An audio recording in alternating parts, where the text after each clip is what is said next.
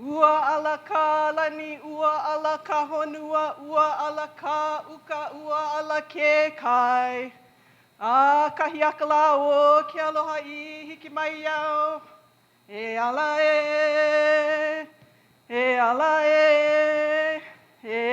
e ka hiki ku, e ala e ka hiki moe, e ala ho'i iau, ua hiki mai oi.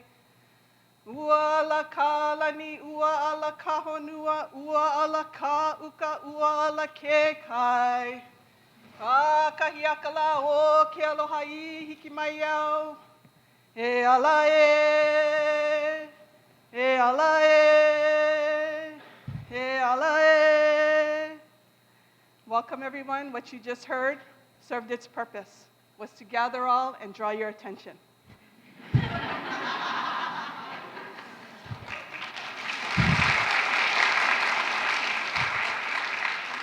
More importantly, it's called for an awakening, mentally, physically, spiritually, from the heavens to the earth, from the mountain to the sea, for everyone to be present, fully awake and engaged here. And now once that we're all here, the second one that I have for you is just a greeting, no matter who or what you worship, it's all inclusive, but it is to the gods, it is to our ancestors, it is to our ali'i, as well as our kupuna and elders in the audience, and those here amongst us living today, as well as the future to come. So, aloha e, aloha e, aloha e na akua, aloha e na amakua, aloha e na ali'i hanohano. Aloha e na kupuna. Aloha e na makua. Aloha e ka lehulehu. Aloha e. Aloha e. Aloha e. And now we can officially begin. Thank you for indulging us.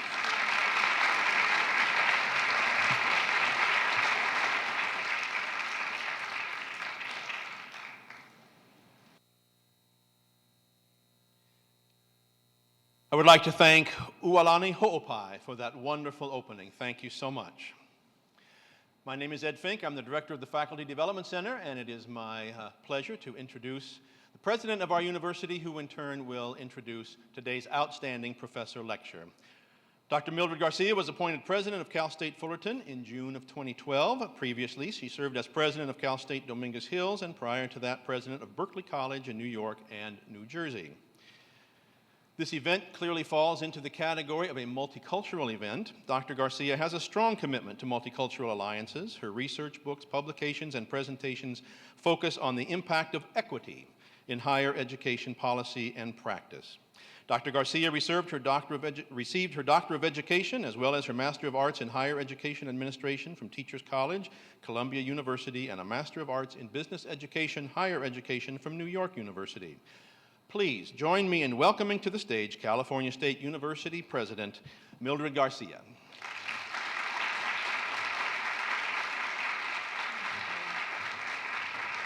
Good afternoon, everybody.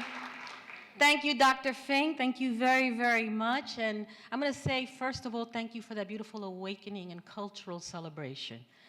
Being a woman from the island, you've brought me back to my roots. So thank you very, very much. I also want to share very quickly that if I'm not hugging and touching you today, I have a cold. So if you come near me and hug me, I take no responsibility. I love hugs and kisses, and I love to shake hands. Just know you're taking a chance. So, but it is a real honor. I couldn't stay away to be here today for the outstanding professor lecture.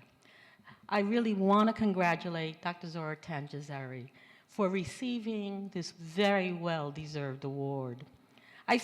First met Zora, I could call you Zora now, during the search of our provost. And she was a member of that search committee, and I was so pleased that she represented our academic community so very well with the tough, thoughtful, and intriguing questions of all the candidates. And since that time, I've had the opportunity to talk to Dr. Tanjasiri and to get to know her and her commitment and passion for our students, our faculty, Cal State Fullerton, and her community. Her colleagues recognize her for her outstanding achievements and dedication to her students and research. Her students consistently rate her as one of the best teachers in their college experience, and her supervisors greatly value her commitment to student access, but most importantly, student success. And through her mentoring and guiding, she helps students reach their dreams. Since joining the faculty in 2003, Dr. Tanjasiri has focused on the community health needs of diverse populations, particularly Asian Americans and Pacific Islanders, and garnered more than $15 million in grants to fund research focused on reducing cancer health disparities in underrepresented communities. I had the pleasure of seeing her work within her community at one of the events, and you could see the love, the mentorship, and also they now consider her as a semi-elder, not elder yet, among her community. Her research has been widely published in peer-reviewed journals, and she has presented at conferences nationwide. Dr. Tanjasiri is a professor of health science, the internship coordinator of the Master of Public Health program, and director of the university's Health Promotion Research Institute. Please join me in welcoming our colleague, our superstar scholar, our friend, Dr. Sora Park Tanjasiri.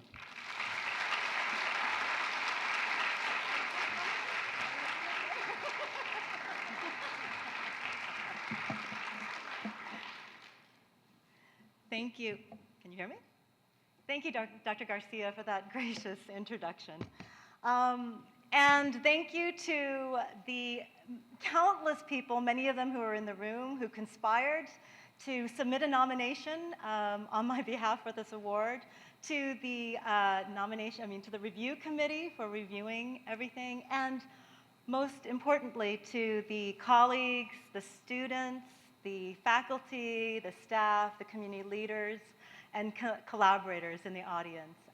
You are truly my community, and I'm really so proud and privileged to be here. Let's see, so over the next hour, I'm going to attempt to talk about something that's so near and dear to my heart, which is community-based participatory research and the striving for health equity. But I want to do this by first starting with a personal story. So back in 8th grade, I remember vividly a wonderful project that we were given. We had to paint a series of murals. Don't you love 8th grade? Paint a series of murals about the American Revolution and then film them in sequence while narrating them to depict important events that happened in our history.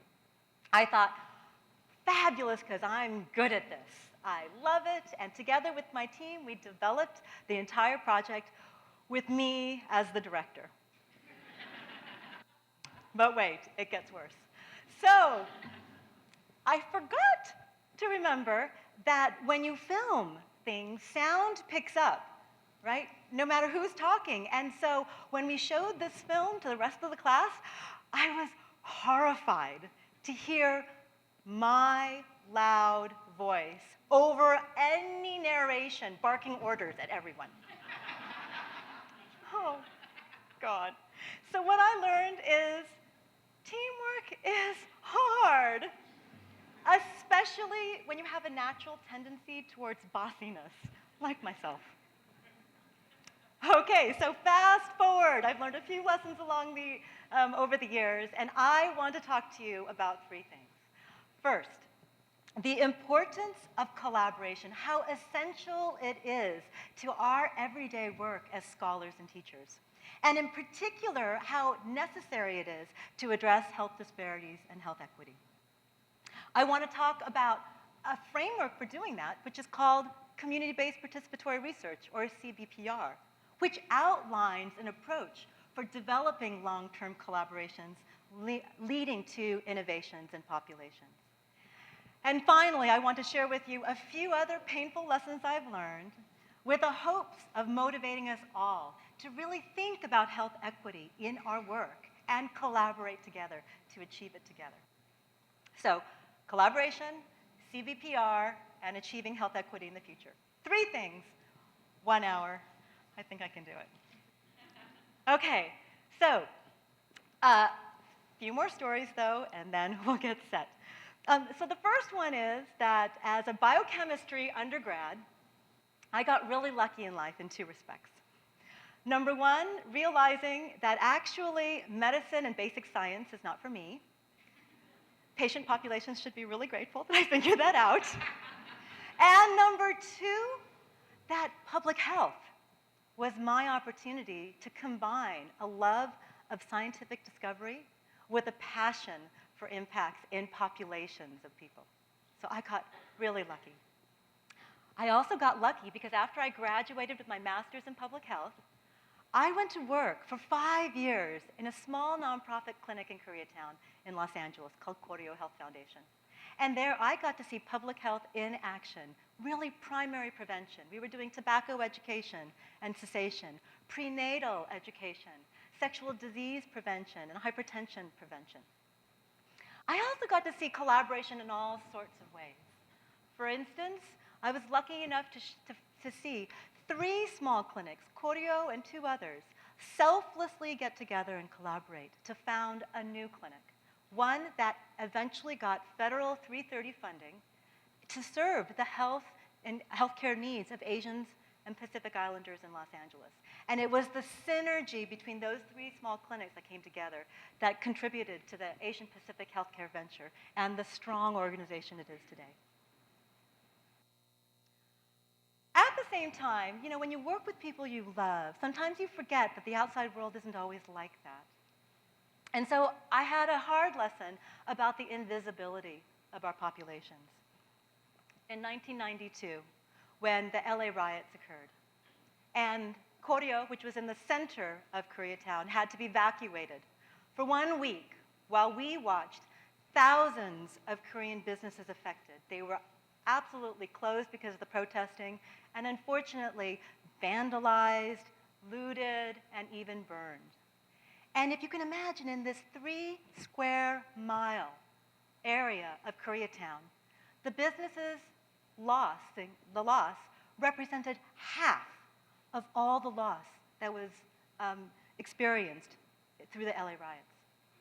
And this happened with little to no response or support from law enforcement and other organizations at the time. They just didn't know how to respond. And so I saw firsthand how Asian Pacific Islanders can get easily forgotten in the run for, right, emergency, for resources, et cetera. Okay, so I guess I shouldn't have been surprised then, being in public health, that the same is true in public health. So this is information from the Centers for Disease Control and Prevention. Recent information from a National Health Disparities Report put out in 2011, saying that supposedly when it comes to things like coronary heart disease and stroke, Asian Pacific Islanders have the lowest rates. I think there's a pointer here. Oh, nope.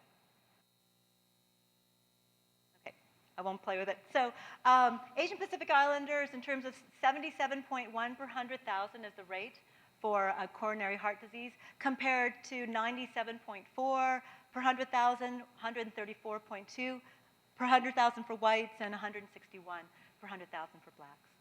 Right? So Asians, no problem. What about things that contribute to heart disease, like smoking?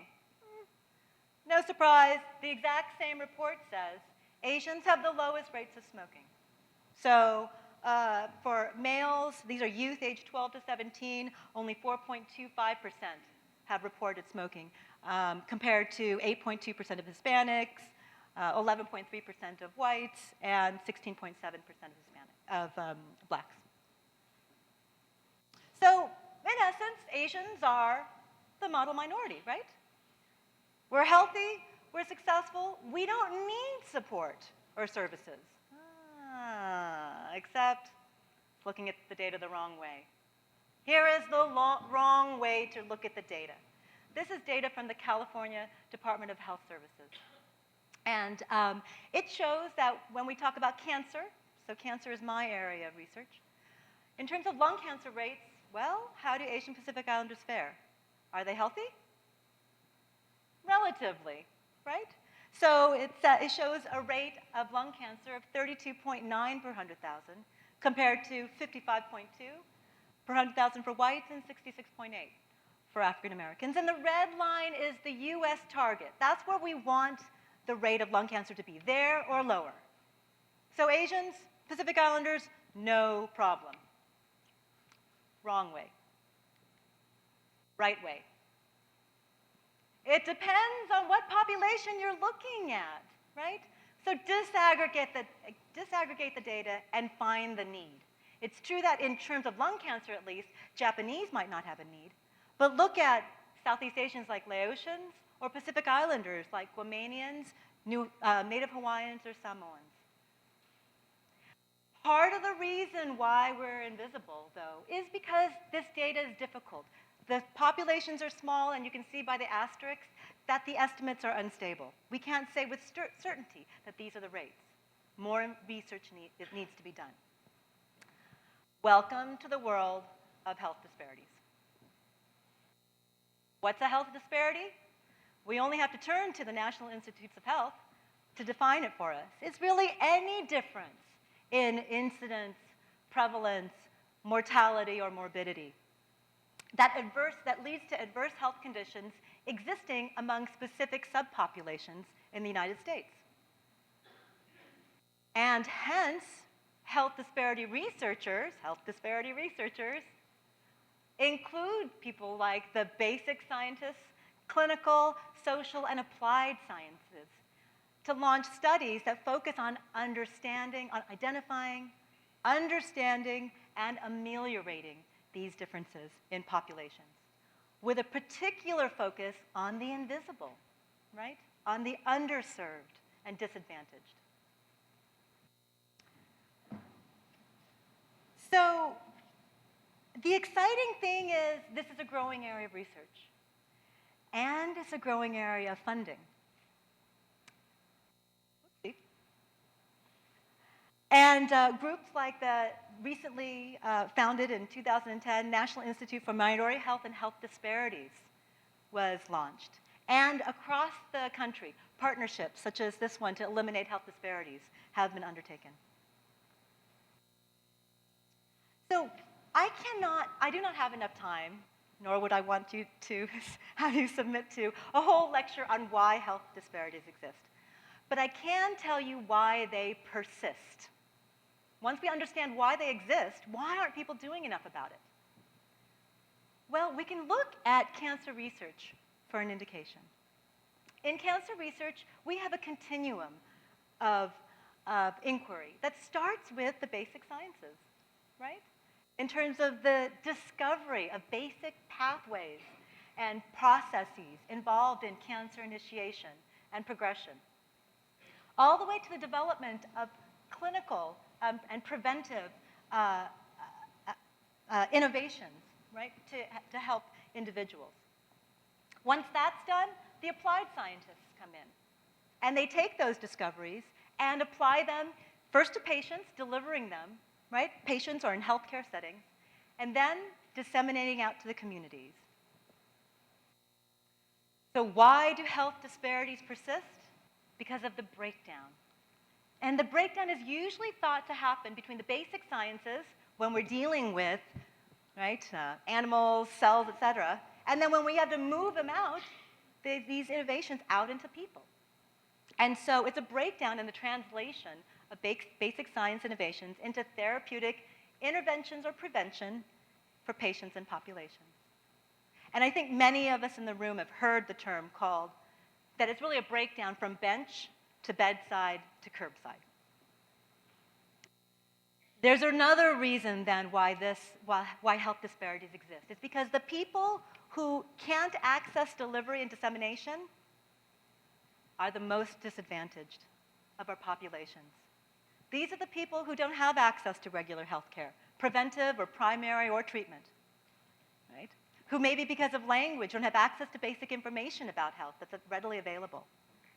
And hence, until we just understand how to bridge this gap and get true innovations out to real people, we will always have health disparities that will persist. So it turns out the way to do this is collaboration.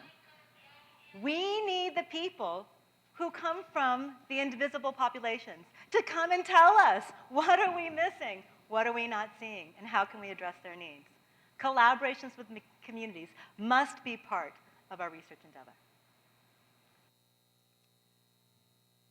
So have I convinced you yet? No, because that's only the first part, collaboration. The second part is, how do you do it? Well, it turns out that in this day and age, we have some wonderful frameworks. The one that I'm so happy to use is community-based participatory research.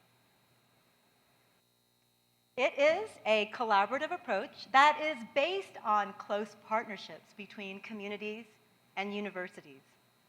It relies on partners on each side contributing their expertise and sharing in decision-making and ownership of the research endeavor, with the aim, of course, to increase knowledge and understanding of the phenomenon, leading to the development and delivery of improvements in real health and quality of life in populations. And I started to tell you that funders are increasingly interested in this approach. And so I know we have a strategic goal number 4 to increase our grant getting here, and we've got funders who are interested in doing this.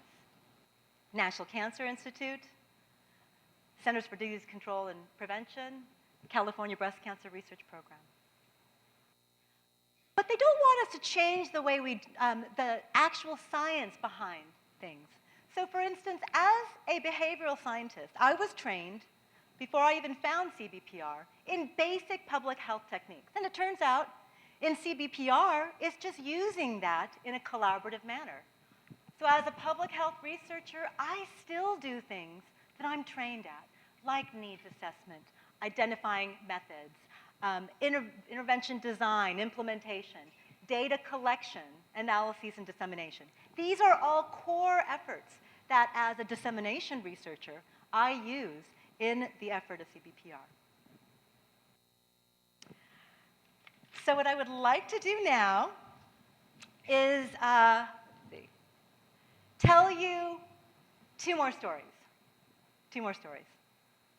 about how CBPR can be used to advance health equity and address health disparities. The first story, and both of them stem from funding from the National Cancer Institute. I'm eternally grateful to them for many, many years of support in this effort. So the first one is that back in 2005, Cal State Fullerton and centers across the United States, including University of Washington, Johns Hopkins, Harvard, University of Miami, MD Anderson, were funded to use CBPR to reduce cancer health disparities in their local populations. We're the little red thing, and I guess Washington doesn't exactly know where Southern California is. That's okay. Our effort here is called WinCart, Weaving an Islander Network for Cancer Awareness, Research, and Training. And our goal is to do exactly that, use CBPR to promote cancer education to disadvantaged populations, to conduct translational research, and to train researchers, primarily minority researchers, who know how to look at the research and data correctly, all in the effort of reducing cancer health disparities among Pacific Islanders in Southern California. Now, again, I could submit you to a whole other class on the needs of Pacific Islanders, but just suffice it to say that the reasons why health disparities exist stem from many things, in a large part because of the diversity of the countries, the islands, the territories from which Pacific Islanders originate. So we can talk about Polynesia with Hawaii, Samoa, and Tonga, or we can talk about Melanesia with Fiji and the Solomon Islands, or Micronesia with Guam, Marshall Islands, and Mariana Islands. Each one of them has a unique language, cultural beliefs and practices, differential access to prevention and or treatment services, and different historical and legal relationships with the United States that privilege or disadvantage Pacific Islanders here in the United States. So, turns out, I'm not sure if anyone knows of Pacific Islander community, but there are a lot of them here, if you just look. Back when we started, there were over 200,000, over half of whom live in Southern California. The issue, of course, is what contributes to their health disparities are some of the socioeconomic disadvantage indicators. So for Native Hawaiians, Samoans, Tongans, Chamorros, if you look at any socioeconomic indicator, they are less advantaged than non-Hispanic whites. So that's true for having a low high school degree or less education, having low income at 100 or 200% of the federal poverty line, having an increased reliance on public assistance, or the percentage who are limited English proficient. So, excuse me, what do we do then? WinCART works with these communities here in California. And we do that by bringing community members together with organizational representatives and with diverse researchers together to guide, define the research agenda and processes that we undertake in this effort to reduce cancer health disparities. This involves more than just bringing people together, right? This involves structures and processes in place. So just to give you an example, we convene community organizations and leaders under the structures such as community advisory boards, right? And turn to them for guidance on our research questions. We also convene representatives from academic institutions on scientific advisory boards to do the same, to share with us their expertise. And we have now moved since 2005 to develop joint governance structures. So we actually have in WinCART now a steering committee that's made up of representatives of both that actually set and ensure that policies are adhered to throughout all WinCART endeavors. So I said I was going to tell you two stories. Here they are. Okay, so the first one is, in 2005 we were started. In 2007, we were ready to undertake a major campaign, right? Translational research, this is what we got funded for. What were we going to target? We went to our scientific advisory board and asked them, what do you think we should be looking at? They took a look at information like this. So this is the incidence of cancer. What are the top 5 causes of cancer for Pacific Islander men in California and Los Angeles, and Pacific Islander women in California and Los Angeles? Well, the scientific advisory board members took a look at this and said, this is easy. We can do it. Pick breast cancer. Why? Well, we've got gold standards for detecting breast cancer early, right? Science has already developed those. We know that they're underutilized among Pacific Islander women. We know that the most disadvantaged women, one of the reasons why is because they can't afford mammograms. And California State has a statewide program called Every Woman Counts that will fund mammograms to women who can't afford it. Absolutely, breast cancer, that's the one you should pick. And by the way, don't touch colorectal cancer with a 10-foot pole. Why? Well, even though it's one of the top 5 cancers for Pacific Islanders, the methods for early detection are not that definitive. They are fraught with false positives and false negatives. There are not a lot of programs out there, best practice programs, that we could be adapting. They are expensive. If you've ever tried to fund a colonoscopy out of pocket, it can cost you $1,200 or more. And there are no statewide programs that will fund access to colonoscopies for people who are disadvantaged. Don't touch it at all. Great, that seems clear. But remember, we're CBPR. Let's go ask our community. So we asked our community advisory board member, and they told us nearly exactly the same thing, except in reverse. They said, don't do breast cancer. Number one, it only affects women. We are a collective community, right? And even though women are very, very important, we want WinCart's first effort to be something that can actually improve the health of men and women. And it turns out that mammograms, they're the gold standard. There are many efforts going on right now. Communities were involved with some of those. And they had a statewide program that would pay for any women who really wanted it. We just needed some time to get some traction on that and promote it. They said, choose colorectal cancer. Why? It affects both men and women. The science is not all that clear, hence the guidelines are so confusing. We need some help. It's so difficult to actually get access to a colonoscopy or any other screening exam. And if WinCart didn't take it on, who would? So which one did we pick? Right? We're in the business of addressing invisible needs. Absolutely, we picked colorectal cancer, and I went home and said, oh goodness, okay, how are we going to do this? So we decided to create a campaign, right? Start with what we know. We said, okay, what should the campaign promote? It should absolutely promote discussing the need with doctors. If people didn't have doctors, we need to link them with primary care. And because we're a collectivistic communities, we need to underscore that it's not just a screening for the Western value of maintaining your own health, but for the collective value of also promoting the health of the family. We said, okay, we can do that. And we developed flip charts, some bookmarks and other reminders. We developed a video. And remember I told you, people can't get access, so we called every single community clinic in Los Angeles, Orange County, and San Diego to identify what screenings they offer, how much do they cost, and how would someone get access to them. Turns out that every clinic protocol is different.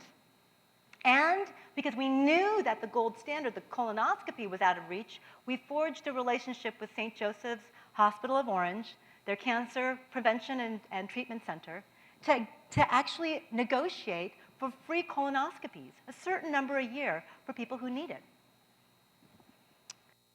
Would you like to see what this looks like? Let me just show you the video.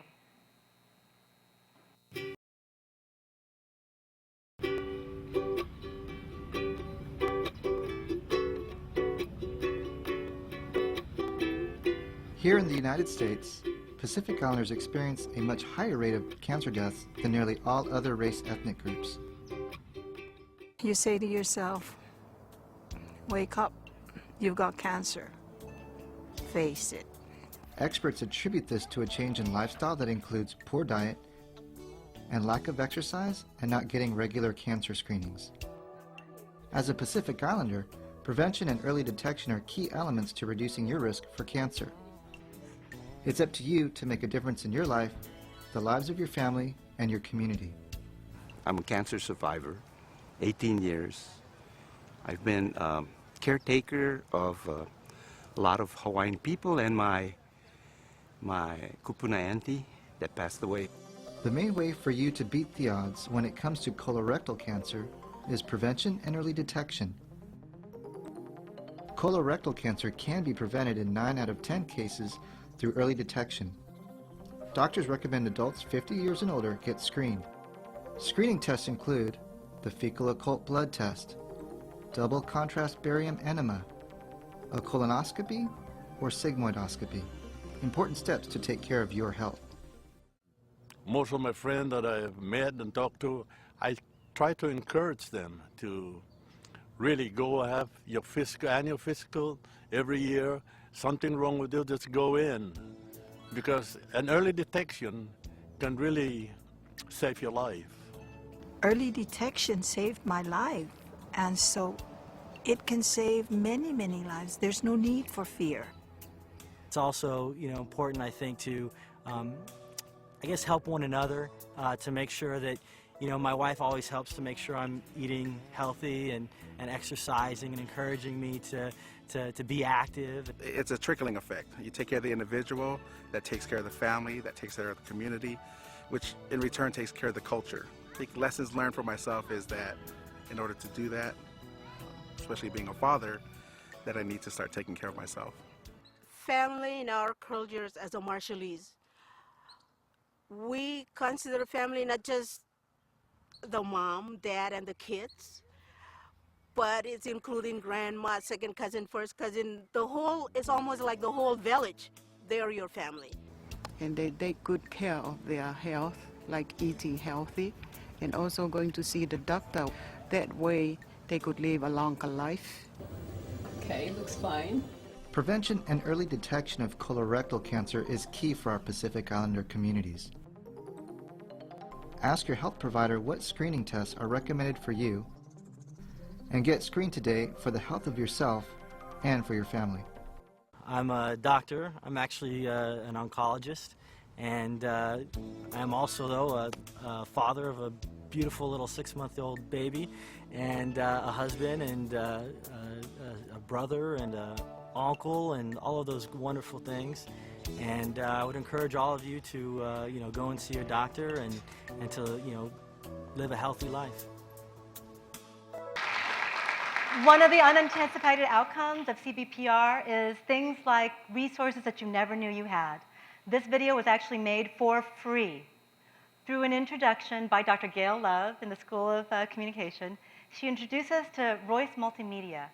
Turns out that they still have, I believe, a Pacific Islander staff member. And they said, you know what? We would love to contribute to something in the community. And they took it on as one of 2 pro bono works they do every year. It really is incredible. The other unanticipated outcome was this collaboration with St. Joseph's.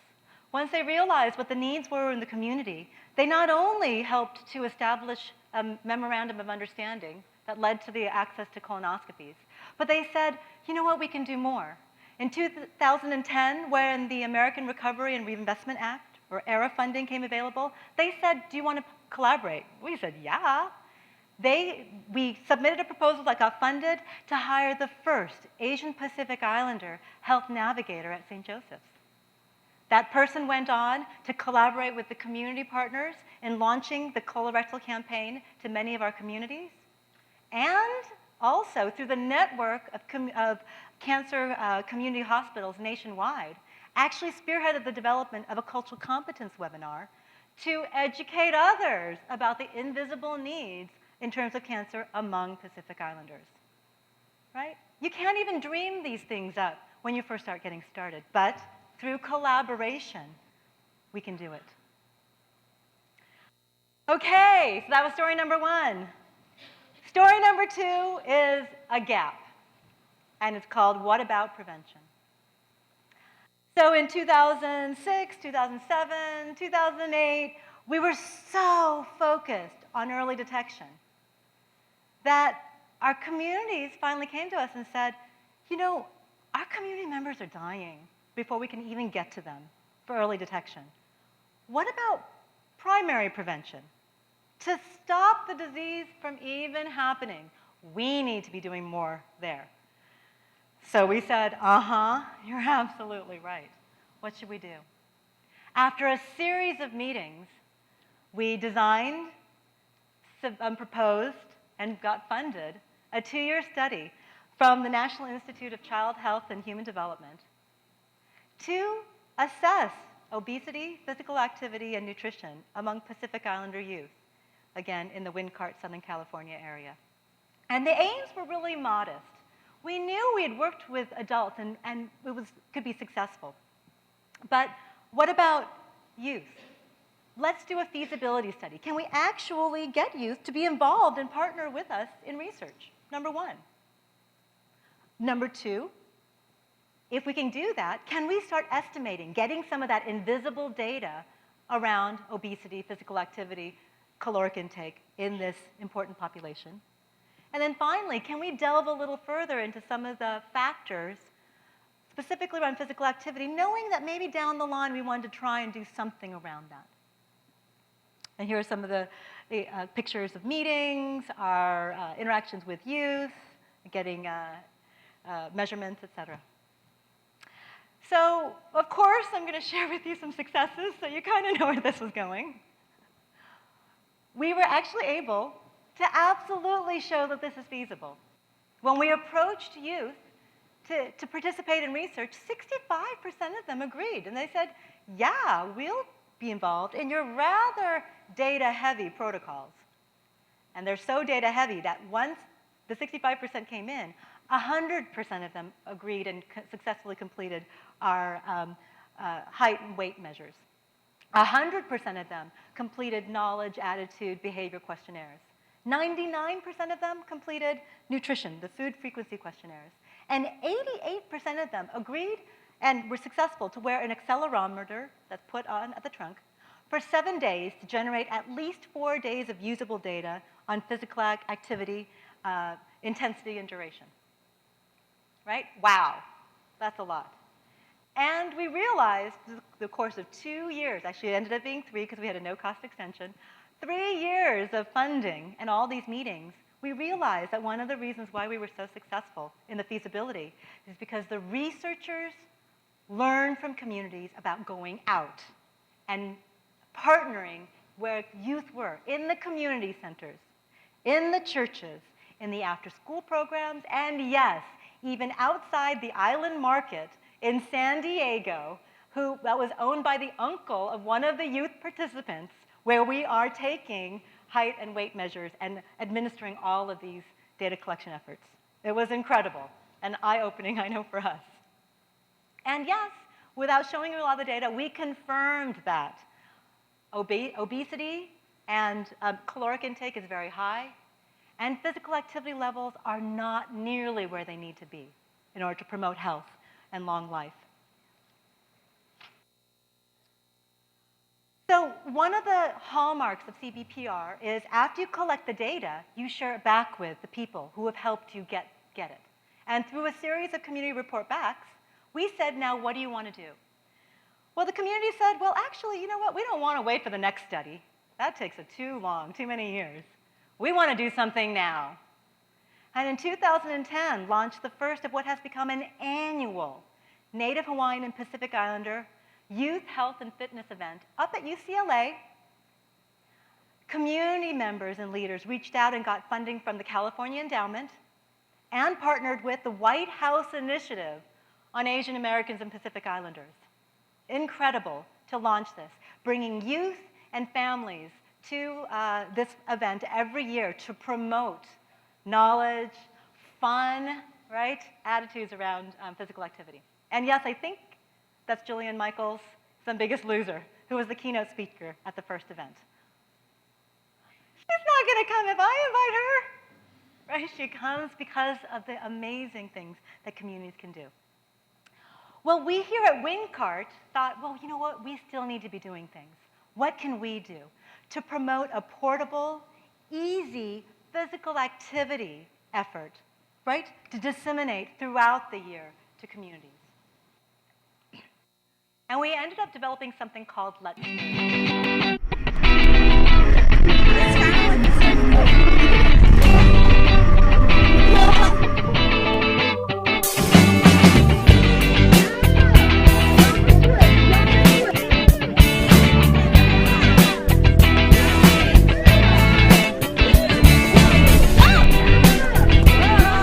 Let's move.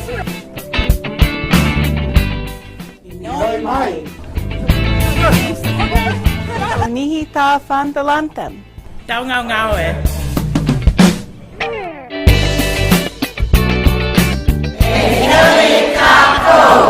Jen Magagat. Welcome everybody here to the South Coast Kickboxing. We are Tapua, and today we're doing the Let's Move video, and it's inspired by our Polynesian ancestors and cousins and stuff. It's a 10-minute video, wonderful moves to the islands of the South Pacific, and also the music that inspires our culture.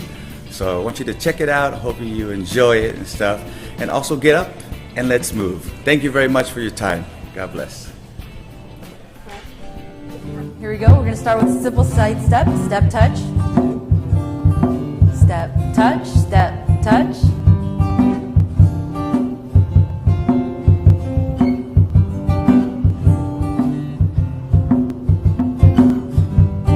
Now we're going to add a kaholo, 2 steps to the right and 2 steps to the left. Step together, step, touch, step together, step, touch.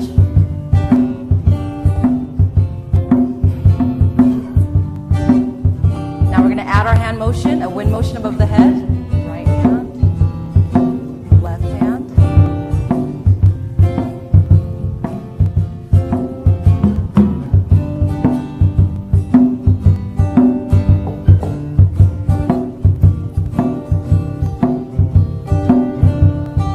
Back into our step touch, hands on your hips. Step, step. Now we're going to add our hellas. Pointing right, left, right, and left.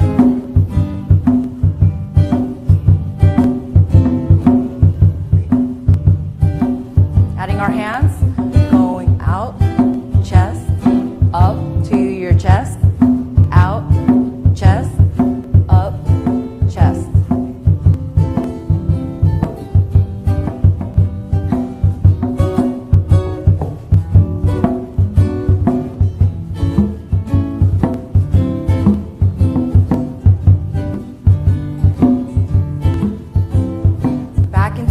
Step touch. Here we go. Step touch. Working our way into our amahas, stepping out on our right, right and back. 2, 3, 4 on the left. Thank you for engaging in that. I could see that some of them didn't realize that this was going to be participant interaction. What I do want to say is that we've done a small pilot test and have some encouraging results regarding a trend towards increased physical activity frequency and duration. So if you look at medium intensity physical activity, it increases slightly from before to after. But we intentionally launched this in organizations. We asked 7 organizations, churches and community groups, to come together and do this. And we found that 5 of the 7 were actually able to adopt the DVD, show it on a regular basis to their members, and there was a whole host of policy activities that also went hand in hand with this intervention. And so 5 out of 7, not bad. We can disseminate it now on a larger scale. Imagine the impacts we could have. And one thing I'm very, very proud of is that it actually won the award from the American Public Health Association for innovative health education materials just this month.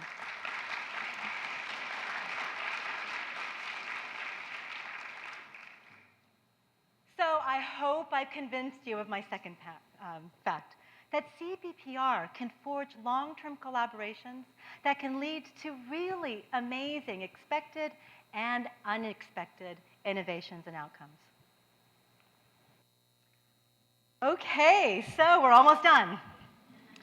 Lastly, I'd like to share just some of the lessons I've learned along the years, with the hopes that those of you who want to use CBPR don't have to do this all from scratch.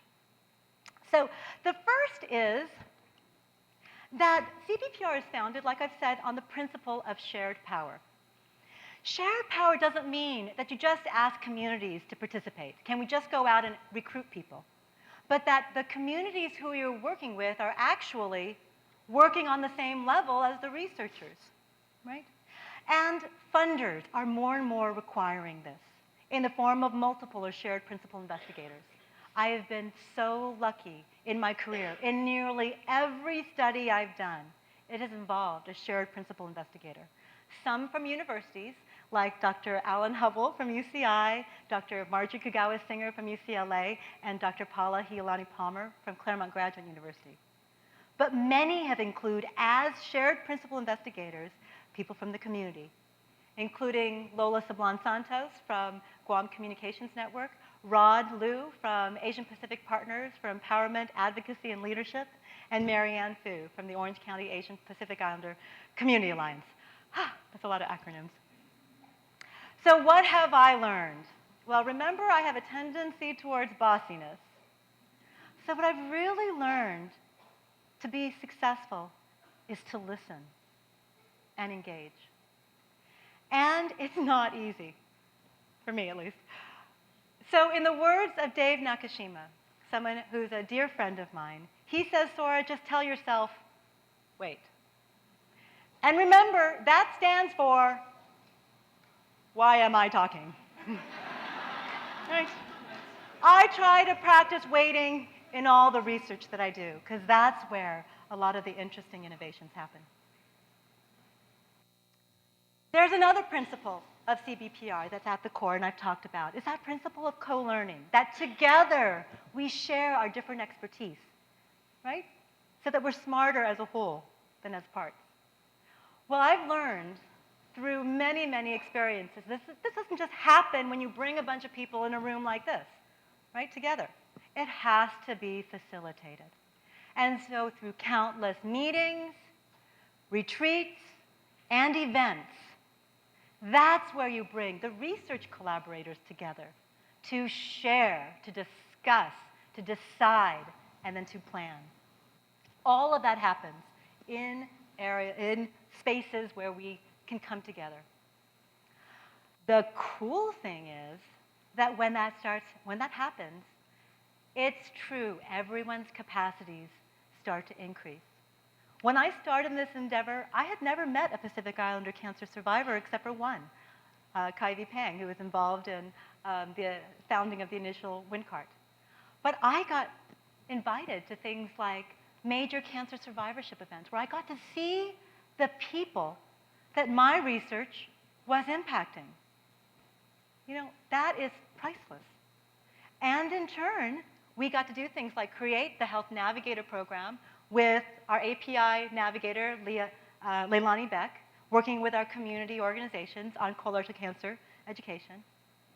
And we got to think, wait a minute, we should be training the next generation, right? As teachers, we know this. And we got, through a supplement to WinCart, some ERA funding, a program to do a pipeline training for Pacific Islander high school and college students. We launched it. It was wildly successful for 2 years. And I'd like to think that Dr. Tua Nguyen from Asian American Studies took some of those things and wrapped it into her current CDC-funded pipeline program working with Magnolia High School. So a lot of the capacities on both sides. So what I have learned probably through the power sharing, the co-learning, and the capacity building is that all of this takes a commitment, and a commitment from researchers to engage in long-term relationships with communities.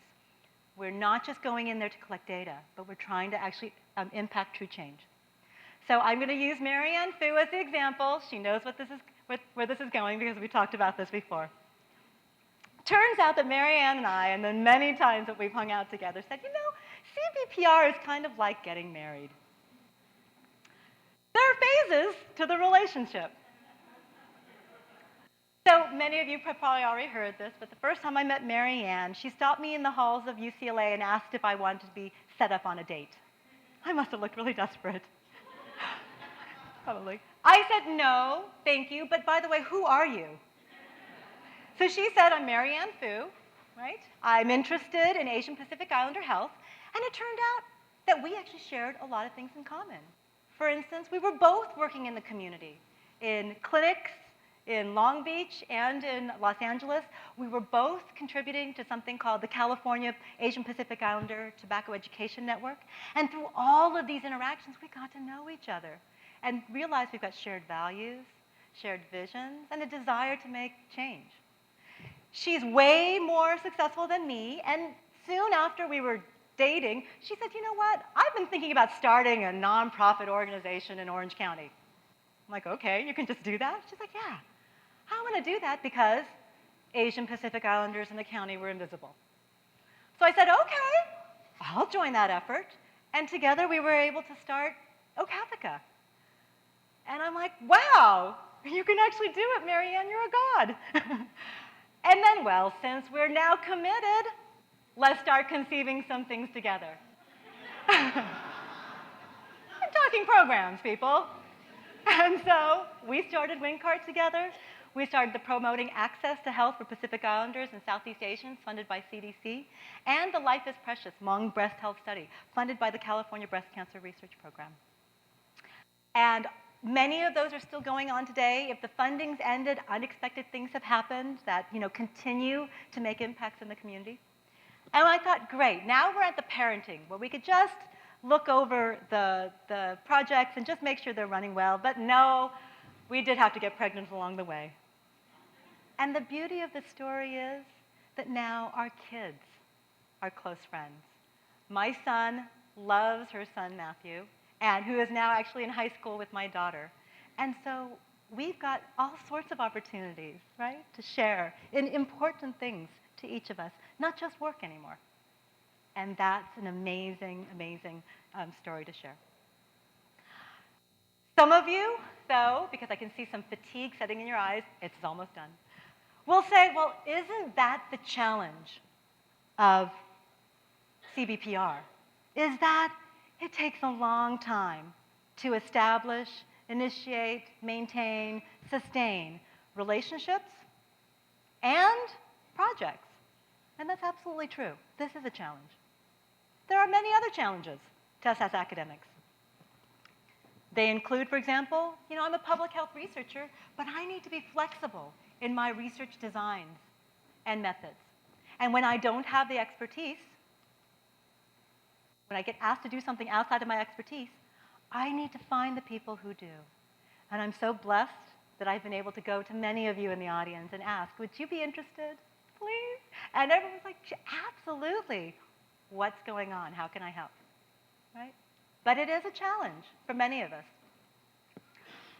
Okay, so I guess I don't have to mention that as academics, we need to be publishing. Certainly, when you get in the world, of course, of funding, we need to keep showing and demonstrating to our funders that we're effective in terms of generating new scientific knowledge. And hence, I'm always looking at creative ways to get the stories out there. The lovely thing is that there are new journals out there, peer-reviewed, high-quality journals, that are interested in how do you initiate and sustain these kinds of collaborations, and what are the impacts in populations. And of course, and the bane of any researcher is all those IRBs. And if you thought IRBs were difficult, when you had a hypothesis to start off with, try to start doing CBPR when the hypotheses, the methods, the instruments, and the measures aren't always predefined. It's a lot of layered IRBs. We're constantly doing the initial one for the parent grant and then layering on the additions or the amendments as the study unfolds. It's a lot of work. And I'll be honest with you, at the end of the day, because of these pressures, not all of us in the room want to do this, right? It is, in some respects, a lot easier for me, myself, and I to sit in my office and decide for myself how I'm going to do all these things, because at the end of the day, I can answer it fairly quickly. It's harder to go and check in with multiple principal investigators and multiple investigators and collaborators. And so it's not for everyone in this room, absolutely not. But if it is, if you're one of the ones who think you can do this, I think the benefits of CBPR to academia far outnumber the challenges. We have a relevance in our research to true community needs and impacts that you would have never imagined. And I get to see it firsthand any day. I get to develop things that builds on community strengths and assets, not just their needs and disparities. So many people think of disadvantaged communities as, oh, poor people that need an expert to come in and solve. No, there's enormous strengths. And part of CBPR is finding those people, those assets, those resources, and bringing them into the research endeavor. Of course, because of that, I have a lifetime of service opportunities.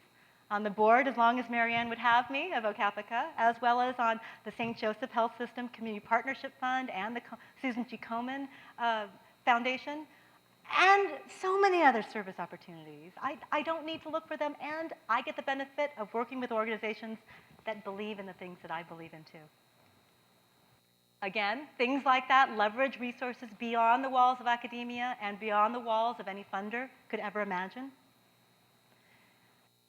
That leads to the sustainability of efforts, right? People go out into communities and take the things that we've developed and learned and spread them out to wherever they go. And at the end of the day, probably the biggest benefit is I have a lifetime of rewarding work, as long as I can keep up the energy. I have collaborators everywhere who are interested and willing to work together. So, what that brings me to is the last thought, that while working in CBPR to address health disparities, so much more needs to be done. I will put this under the heading of health equity. Most important is we need to be ensuring that people are actually benefiting, and the benefits are a long and healthy life, right? It's not the short-term benefits of my publication, but this is our goal.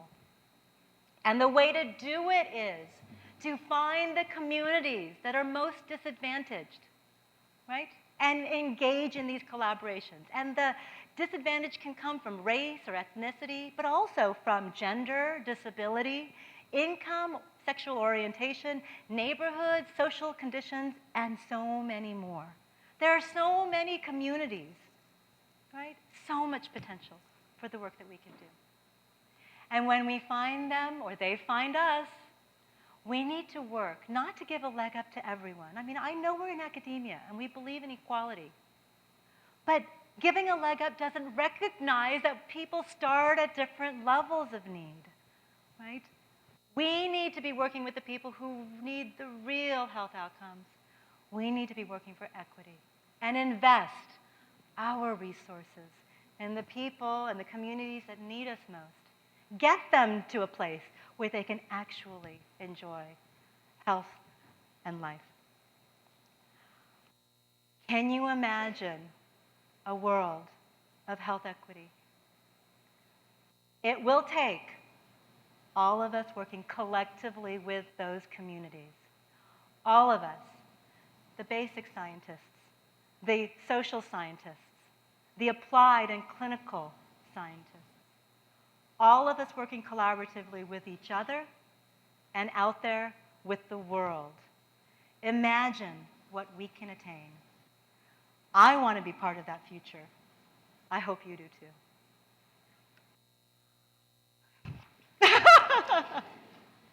You know this isn't done. Because I got invited to speak today, but the work I talked about what represents so many people in this room and beyond. I'm sharing with you the list of community partners I've worked with in the past and research institutions. If you're from any one of these organizations or institutions, can you please stand? Please, I know who you are. And let Cal State Fullerton, all of us, thank you for your work.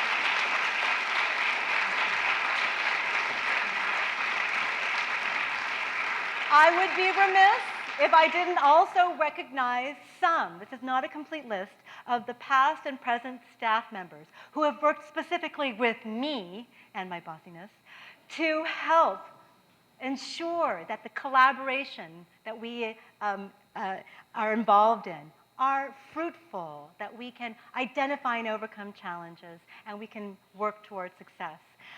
If you are on this list, or if I've missed anyone, will you please stand? Stand, stand, stand, and stand, so I can personally thank each and every one of you. And of course, I would be extra remiss if I didn't thank the folks who are behind me at the end of the day when I go home and I'm slightly crabby and maybe still a little bossy. My husband, Tarita's here. Will you please stand? He keeps my heart and soul nourished. If you want to know anything about the work that this entire collaboratives do, please follow us on Facebook. They'll say that. You find our YouTube video, look at our websites, or do it the old-fashioned way and find me on my email. And I just want to say that I get the pleasure of working with the most collaborative group of students, staff, and faculty that any faculty at Cal State Fullerton could ever wish for. Thank you to the Department of Health Sciences. It's the ideal place for this kind of work to do. And with that, I thank you. Thank you. Yes, you.